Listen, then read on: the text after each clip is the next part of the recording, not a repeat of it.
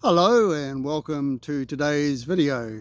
Today I'm about 20 minutes north of the city of Tauranga, out on one of the peninsulas here. Out behind me, further up on a peninsula, is the township of Omokoroa. I spent a lot of time in this area over the last 3 years, just in conjunction with both my travels and indeed some seasonal work that I did in the kiwi fruit industry up this way. My workplace was in about another sort of 20 minutes up the road, spending 3 to 4 months there for the last 3 years. This year I chose not to, in the sense of wanting to continue on my other part of my journey, which is my spiritual journey. And in starting off this topic today, I just sitting here in the light, just thinking about how it may be affecting the picture again, but if it's doing so and blurring out my face, that really is not an issue. The physical me is such a small part of the universe. It is the light that is the important message here. Beyond that, I am channeling the universe. I'm channeling the universal light, the source, the energy. The energy is transmutating into my voice and into my message. And as I say, the purpose of these videos is always to bring light, and beyond that, hopefully some level of illumination. And today's topic, I'm going to talk about traveling on the journey. So the journey is both, well, it's many things, but part of the journey is a physical journey. So I'll just start off with the physical journey aspect. It is my belief now, but only on reflection, that if one's going on a spiritual journey, one needs to take 3 elements with them. You need to take your mind on a journey, you need to take your soul on a journey, and you actually physically need to go on a journey. These are the 3 elements that make up this whole spiritual journey for me. And historically in my life, I had done some physical journeying, but in the main, I was based in one spot, which was Wellington City in New Zealand. I worked there, I had relationships there, I had my family there, I had my elderly parents in the end that I was looking after, really right up until the death of my father in 2013. So I had a lot of ties to that physical location. But prior to that, I'd done some journeying, physical journeying. I'd gone to Australia a number of times, which is sort of a holiday kind of destination for New Zealanders. Been to the Pacific Islands once. But up until 1996, I'd never really travelled much beyond that. Well, I hadn't travelled beyond that. And then the opportunity came, and on reflection, it was a massive journey, but at the time, I didn't see how it tied into a spiritual journey. I certainly was only interested in spiritual matters at that time. I wasn't fully immersed as I am these days. And in 1996, I decided, even though I was in a career or had worked full-time, that the opportunity was there for me to travel to England, to live there for 6 months, and to play cricket. And cricket was my passion. And I made a big step of throwing in my job and deciding to go on this great overseas adventure for me to play a sport that I loved. And at the time that I formulated this plan, I needed to probably give myself the energy and the courage to do so, because it was a very big step for me. I didn't know what lay ahead of me. What sort of work I would get, what sort of work I would come back to in New Zealand, or if I would ever come back to New Zealand. And at the time I just came up with a sort of I guess it's a motto in the sense of how I labelled the trip. And I'll read this out to you. So I wrote down the following. So this was my inspiration behind my trip. And it was, cast your fate to the wind. Damn the torpedoes. One-way ticket to the sun. Dance all around the world. So that was the labelling of the trip at that stage, and little did I know at the time, of course, well, certainly didn't consciously know at the time, but on reflection, probably subconsciously, that that was almost a premonition as to how I live now, free. So that was my first kind of venture out into the world, and little did I know that 30 years later, approximately, I would be venturing out into the universe. But we all have to start somewhere. So in terms of the physical journey, England, 6 months, incredible experience, playing sport. Then I ended up going back and living in Australia for 1 year, which again, just all fell into place in a way.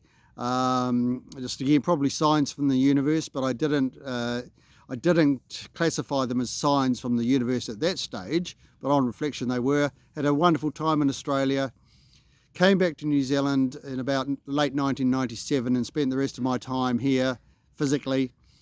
And then right up until I got on my sort of, I guess my spiritual journey in 2017, I remained in New Zealand. I didn't do any more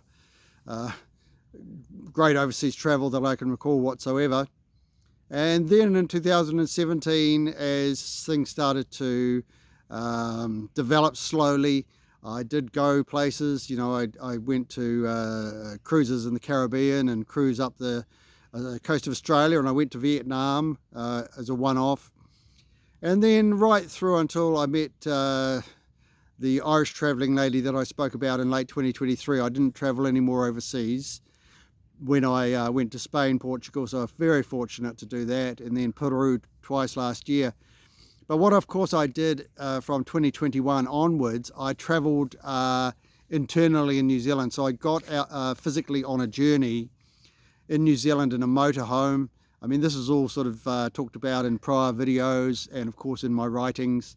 And just moving around New Zealand, being out in nature all the time, not settling down, not becoming rooted to one spot. So I talk about grounding and the need to ground on a spiritual journey, but grounding is different to becoming rooted to a spot or stagnant. So if I tie this physical sort of traveling back into this, what I talk about, the journey of needing to take your mind, soul and body on a journey,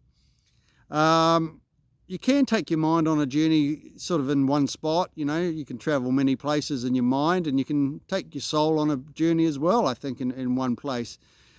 But if you leave your body rooted to one spot, you're physically going to become stagnant, and that part of those three elements is going to hold you back or drag you down.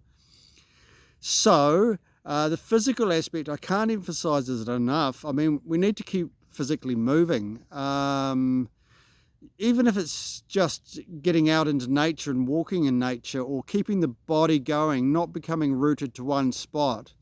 I saw this in my parents. My father, even though he had a major stroke at the age of 60, very incapacitated from that, he did recover very well, but you know, had ongoing sort of problems from it in terms of his mobility and a level of speech problems. But he lived to 91, and he always kept moving, just always walking, always in the garden, always doing things. And then I watched my mother, who did love her gardening, but she became quite, it's almost sedentary, and I saw her sort of become rooted to one spot. And so that physical drain was there, and then she lost her mobility, and it became very difficult in her later years to, well, even get her to bed, which I helped her with. So that's kind of covering the physical journey, very important. I mean, I've been very fortunate in many ways to have travelled, physically moved my body, and now I continue to do so as part of my spiritual journey. It's just such a necessary part. But covering or overreaching just that physical movement is the spiritual journey I talk about, the path that I got on. So I got on a path, so a total path. My individual path is what I am on. Everybody is going to be on an individual path. And if one wants to go on a spiritual journey, we have to choose a path. And I did.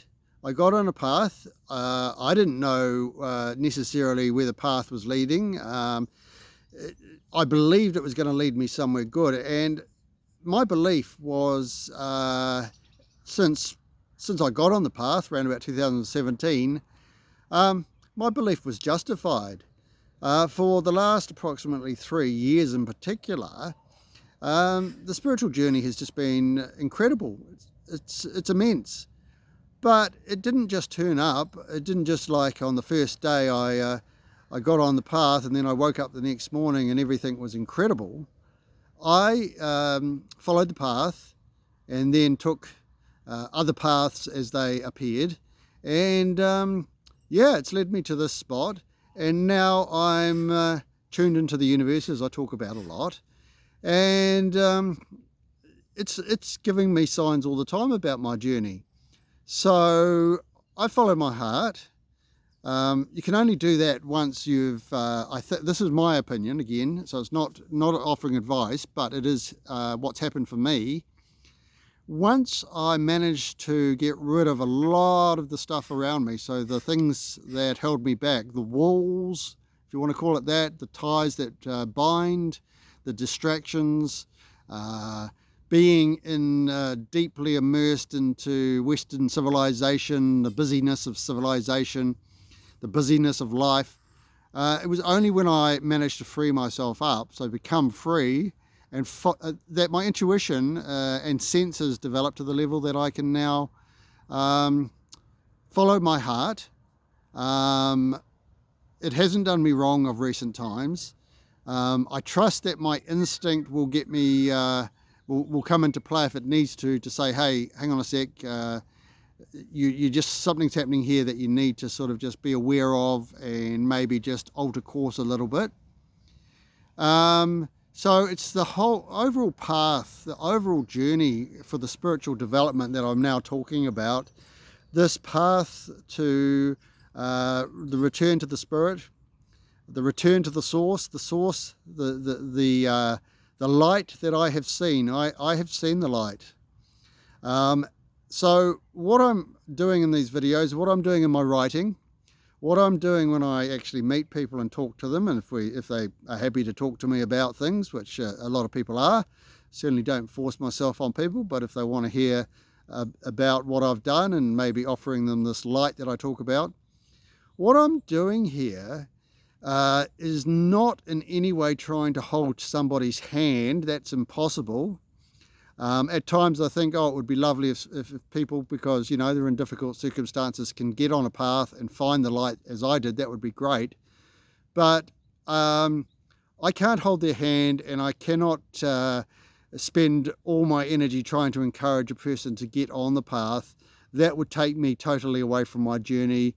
My energy would get utilized in just one situation, and I need to keep my energy open to the universe. I need to keep myself open to the universe. Perhaps all I can hope for is that I've provided a spark. And just summing it up in terms of the path, what I'm doing is I'm actually illuminating the path for all. So I am illuminating the universe. I'm saying the universe exists. I'm saying the universe is infinite. I'm saying that I've seen it. I'm saying that out in the universe, everything exists, past, present, and future. All options exist. So all options for your path exist. All options for your well-being, your path to the return to the spirit, which ultimately I believe will lead to the return to nirvana. That all exists out there. So what I'm doing is I'm illuminating the overall path. And on that overall path, which is the universe, the universal path, lays your individual path. So it's just a matter of you actually realizing it's there. And when I say you, it's only for those people who are interested in getting on a path that may take them somewhere else. I highly recommend it in terms of what it's done for me. If you get on the path and it's not for you, well, you can always go back to where you were, I guess. That's another option. But I can guarantee you that based on what I've seen, I say it often, what I've seen I can't unsee, and nor do I want to unsee it. It's just so wondrous, which means that I do not want to return to the past. I do not want to go back on right to the beginning where I was in, say, 2016. That would actually be bordering on insanity. Some people might think I'm insane on my path. Well, that's okay if they think I am insane in what I talk about. There's no problem at all, because I have found my truth and I live my truth, and I can only encourage everyone to find their truth, live their truth, and as long as your truth is not harming anybody, then I say go for it. So just summing it up in terms of I'll bring it back to the physical journey. I travel. Songs have played a lot in my life. A song that came to me actually in conjunction really around probably 2021, 2022. Not a song I'd heard before. I'd heard of Gordon Lightfoot, but when I say I hadn't heard before, never registered before, but a song popped up, and it's Carefree Highway by Gordon Lightfoot. And when I travel, Carefree Highway is what I'm on. I don't have a care in the world. I still take things seriously, and I have to deal with things, but I don't let them worry me. And the words of that song, Carefree Highway, let me slip away on you. That's because I can trust the highway that I'm on, because I have no uncertainty. And I got here by getting on the path, so I can only wish for others that if they wish to experience some amazing times, get on your path, and you never know what might await. Right, I'll leave today's video at that. I thank you for your time. As always, I'm going to travel on and make more videos. I'm very fortunate to have these beautiful days at the moment, so I'm enjoying the sun. And as always, I ask that you enjoy your journey. We will meet when we should. And namaste.